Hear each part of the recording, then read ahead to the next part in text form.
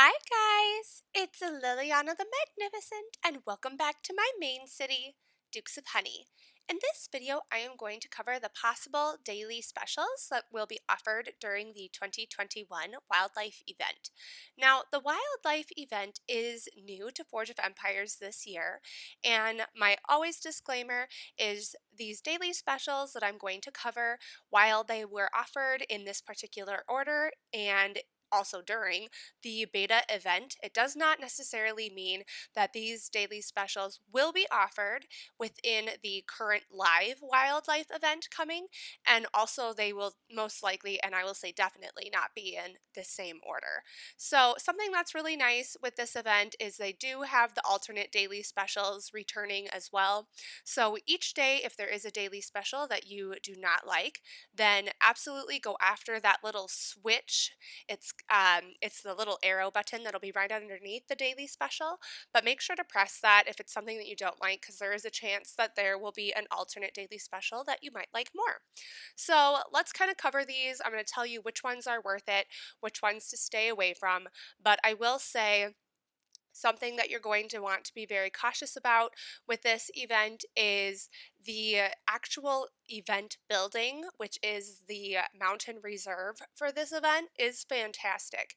So you do really want to focus on getting the pause within the mini game and not necessarily the daily special chests. So your first priority, go after the pause. Second priority, go after daily specials. If you get some, awesome, but don't let it be your primary focus. So let's cover these. The Menagerie is actually a pretty old building to the game, but they did revamp it. So it does just give goods. It gives 25 goods. The square footage is relatively large for those goods. So I would say it's not necessarily something that you need to go after. It also does give population and coins. So there are others that are better, but if you're really thriving for goods, then sure, go after it. But I wouldn't say that it's something that needs to be high um, on your bucket list. Now, this botanical rotunda, I do have one in my city, so let me show it to you. I did just redo my city, so finding it could be a little bit of something. It does give happiness and it does give 8% attack for your attacking army. I really do like it for that. It is a 3x3, so it also matches the same square footage as the Winners Plaza and also the carousels. So it is an option to go after. Let me actually pick it up just to make sure. Yeah, it is definitely 3x3. So that is a really nice option to go after if you are wanting to build that attack. It's not as good, obviously, as the Winners Plaza. The carousel, it probably is better than, just because this one does give defense for your defending army, and that's not necessarily as worth it. So the Botanical Rotunda is a really good option to go after in this wildlife event. Metals, I would try to stay away from. As I always say, try to really work on getting your arc, and as you grow your arc, you have a chance of increasing your metals. So that's really where I would say where you want to get your metals from.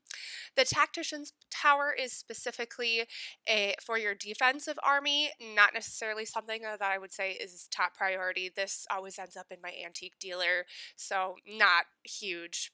Worth it. The store building kits are absolutely fantastic, especially if you're looking to redo your city. I just redid mine, so I'd like to actually probably stock up on those again.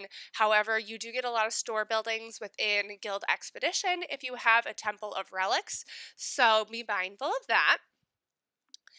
The mass self-aid kits I'd stay away from. Sometimes these supply rushes can be helpful to finish event quest lines, but not something that you necessarily need to focus on.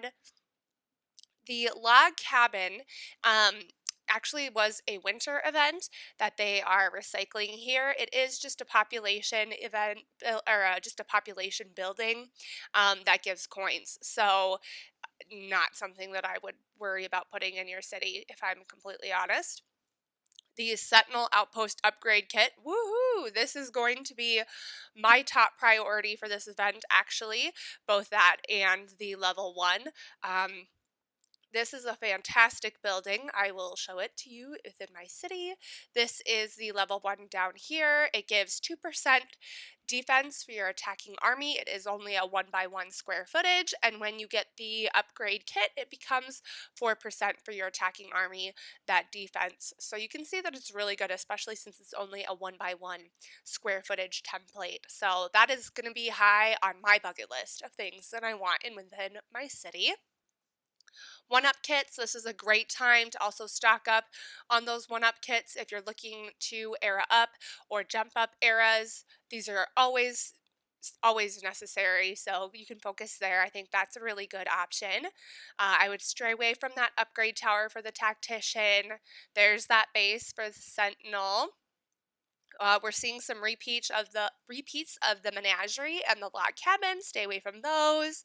If you have a rogue hideout within your city, a shrink kit is a great option. It takes it from a 2 by 3 square footage down to a 2 by 2.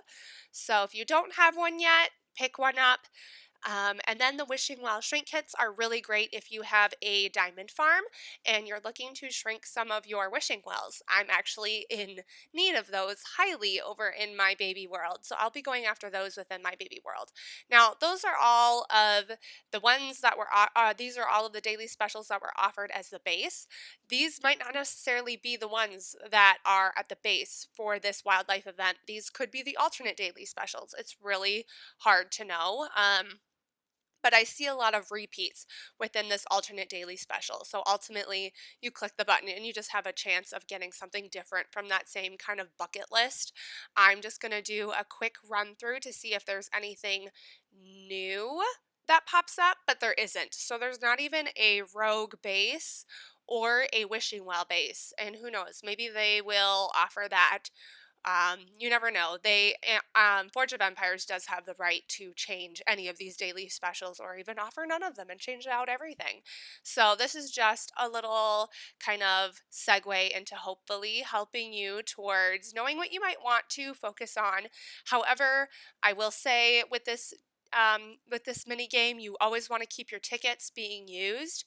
So you want to keep playing that mini game, which means ultimately, no matter the daily special, you're probably going to be playing on that day regardless. So even if there's something that you might want to save up for, you might not necessarily get to with this event, but you just have to kind of let that go.